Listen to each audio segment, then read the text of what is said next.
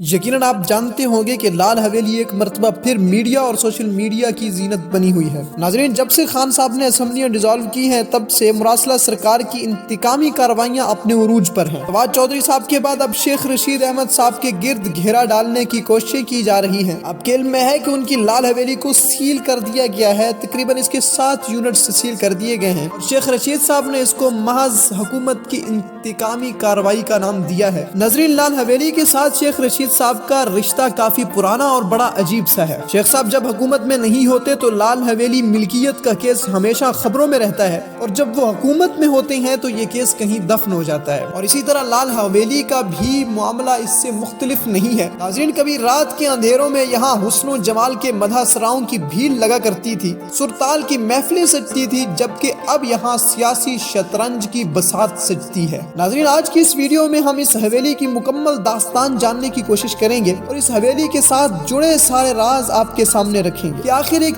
طوائف کی ساحگل حویلی شیخ رشید احمد صاحب کی لال حویلی کیسے بنی۔ ناظرین، یہ لال حویلی بھی تاج محل کی طرح اپنی ایک مکمل تاریخ رکھتی ہے، اور اس کی پوری تاریخ 2 کرداروں کے گرد گھومتی نظر آتی ہے، جن میں سے ایک مسلم اور دوسرے ہندو تھے۔ ناظرین، پاکستان بننے کے بہت پہلے کی بات ہے کہ جہلم کے ایک خوشحال ہندو گھرانے کے ایک چشم و چراغ بیرسٹر دھن راج سہگل ایک شادی کی تقریب میں سیال کوٹ گئے، جہاں انہوں نے ایک رقاصہ کو ماہوے رقص پایا، اور اس رقاصہ کے حسن نے بیرسٹر صاحب کی زندگی کی کایا پلٹ کر رکھ دی۔ اور ناظرین، محبت کی اسی کہانی نے لال حویلی کی بنیاد رکھی، اور اس رقاصہ کا نام بدھا بائی تھا۔ ناظرین، دھن راج بدھا کو اپنے ساتھ راولپنڈی لے آئے اور بوہڑ بازار میں ایک شاندار حویلی بنوائی جو کہ سہگل حویلی کے نام سے مشہور ہوئی۔ ناظرین، بدھا بائی مسلمان تھی، اس لیے ان کے احترام میں دھن راج نے حویلی کے صحن میں مسجد بنوائی اور اپنے لیے مندر بنوایا۔ دونوں اپنی اپنی عبادت گاہوں میں بنا کسی خوف کی عبادت کیا کرتے تھے، مگر آج اسی مندر اور مسجد اور حویلی کے درمیان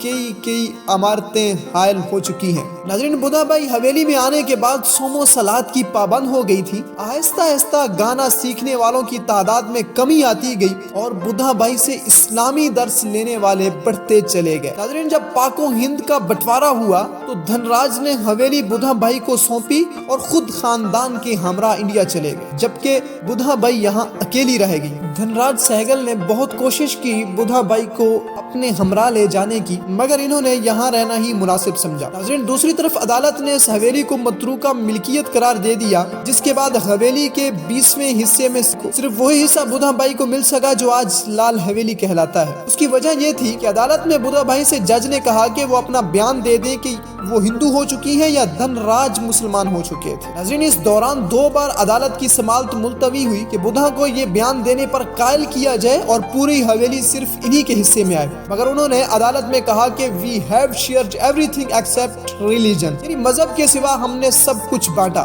مذہب کے علاوہ ہمارا سب کچھ مشترک تھا۔ تو ناظرین، یوں حویلی کا ایک بڑا حصہ ان سے چھن گیا۔ آج بوہڑ بازار کی چھوٹی بڑی دکانیں اور گلیاں بھی کسی زمانے میں اس عمارت کے صحن کا حصہ تھی۔ ناظرین، محبت اور حویلی کی تقسیم نے بدھا بھائی کو کرچی کر کے رکھ دیا۔ محبت دور اور نشانی تقسیم ہوئی تو بدھا کا وجود بھی بکھر گیا۔ ناظرین، بدھا بھائی چونکہ اکیلی تھی تو انہوں نے اپنے ساتھ رہنے کے لیے اپنے ایک بھائی کو بلا لیا۔ اپنے بھائی کے ساتھ رہتی تھی تو ایک رات یوں ہوا کہ چوری کی غرض سے آئے چوروں نے ان کے جوان سالہ بھائی کو بھی قتل کر دیا۔ طرح طرح کے لوگ انہیں اکیلا پا کر حویلی میں جھانکتے تھے۔ لوگ سمجھتے تھے کہ وہ بہت امیر خاتون ہے جس کے پاس سونے چاندی کے زیورات ہیں، مگر دامن میں ادھوری محبت اور اس کی منقسم نشانی کے سوا کچھ نہ تھا۔ ناظرین، ایک رات بدھا بائی سہگل حویلی چھوڑ کر گئی اور پھر کبھی نہ لوٹی۔ وہ کہاں گئی، کیوں گئی، کوئی نہیں جانتا، مگر اس حویلی میں دوبارہ کسی نے اس کو نہیں دیکھا۔ پھر یہ حویلی ناظرین سالوں